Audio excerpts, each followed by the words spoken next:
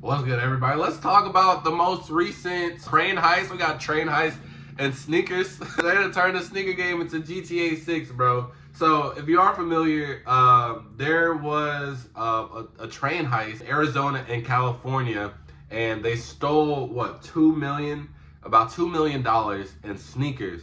But one of the most, there was a single pair that was just an abundance of this specific shoe, and it was the Nigel Sylvester Jordan. So there's a lot to cover because I know a lot of people are like, what does this mean for the public? Are we still gonna get this released? Like, what's gonna happen with this? So I want to talk about the stealing first because I do think that this needs to be addressed, and I don't think a lot of people really understand how all this stuff works. And then we're gonna talk about the shoe itself. So let me just give y'all some background, bro. I'm from Chicago, and we got boosters, bro. Like this, it was so regular to me, I didn't even know. Like, I moved to Texas, that's what they like.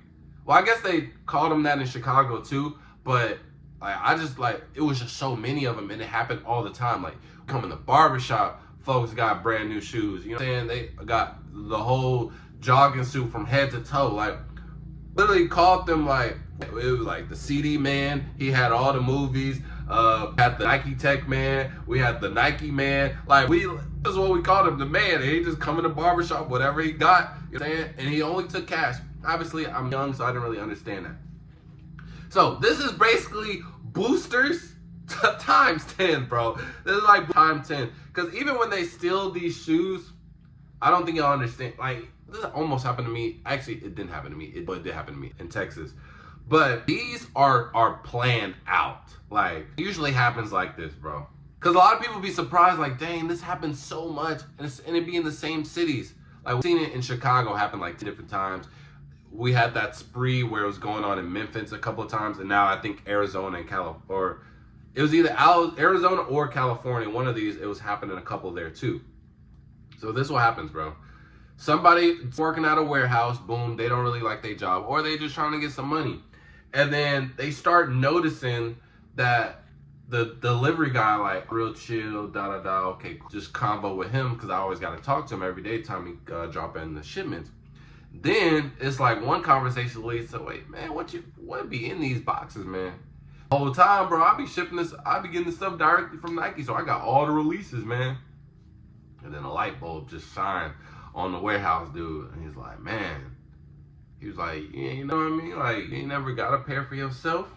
And this is where he kind of tests the waters. And folks like, nah, I ain't gonna lie, like, these some real cool stuff. Like, we even got the Nigel Sylvesters in there, man. I really want them. And then this is where the devil on the shoulder gets to him. They're like, man, we could really finesse, you know what I mean? Like, you can just, you know what I mean? Like, we just plan it out where it pretends like you getting robbed. You know, tell us your schedule, and we could just plan something out to the point where, you know, take, you know, the product, we split half with you, and you get your personal pair. And they be like, I don't know, man. I really do like my job. And he's like, nah, trust me, bro. Look, just give me a week. Let me analyze your route, see where you stop, where you come in at, and you got a couple of guys, and we're gonna plan it out. I'm gonna give you the game plan, and we're gonna rob you. We're not gonna harm you. Boom. So it's nothing on you. They can't penalize you. If you getting robbed, then you get to sue them and get some extra bread. And that's where he gets them.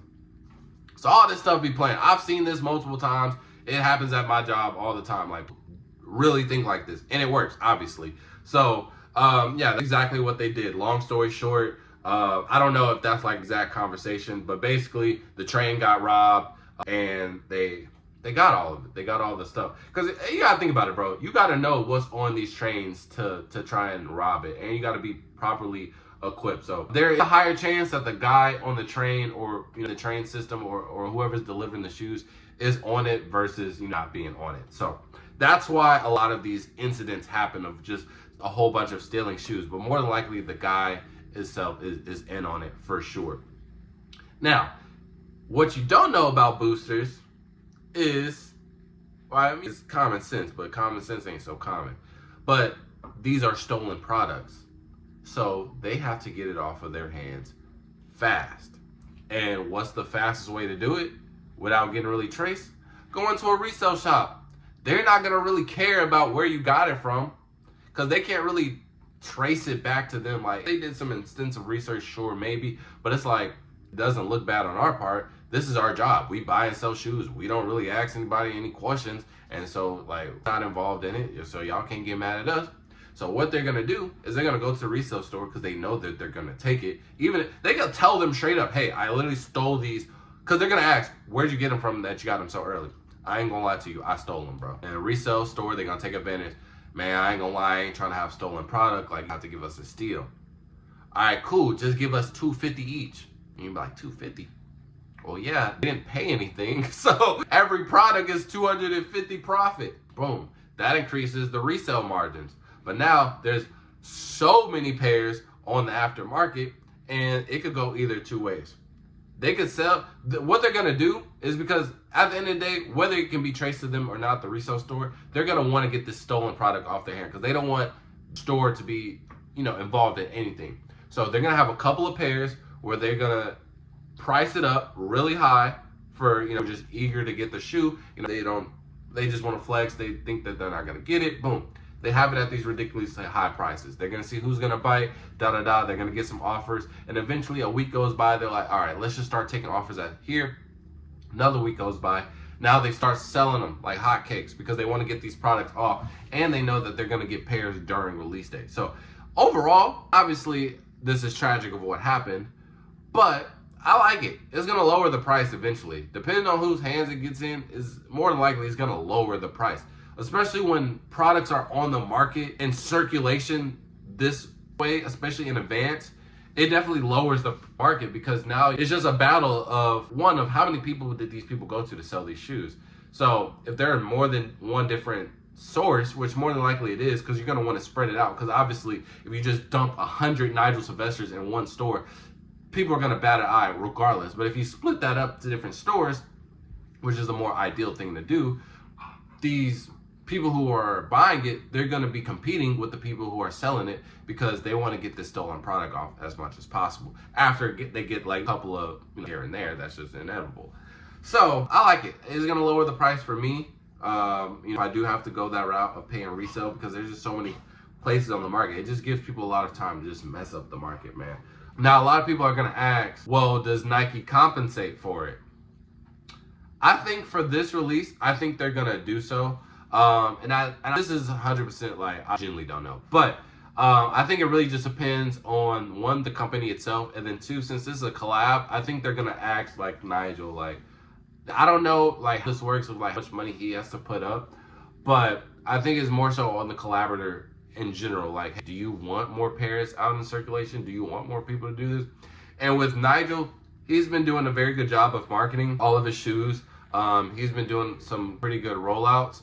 So I think he's going to want it to be where a lot of people are getting his pairs. Well, I wouldn't say a lot because he's still going to have it limited and be a collab. But he doesn't want certain region or just huge percentage of the stock just gone and just be stolen in the market. So even if they, more than likely, I think they will compensate. I don't know if it'll be the exact number. But again, that's still putting more pairs on the market than what it was intentionally. Because again, the stolen pairs, they're still out. It's not like these are deemed fake or, they're still out. Like, eventually might get a fake, or not a fake pair, but a stolen pair from ban resale. You just never know where it comes from.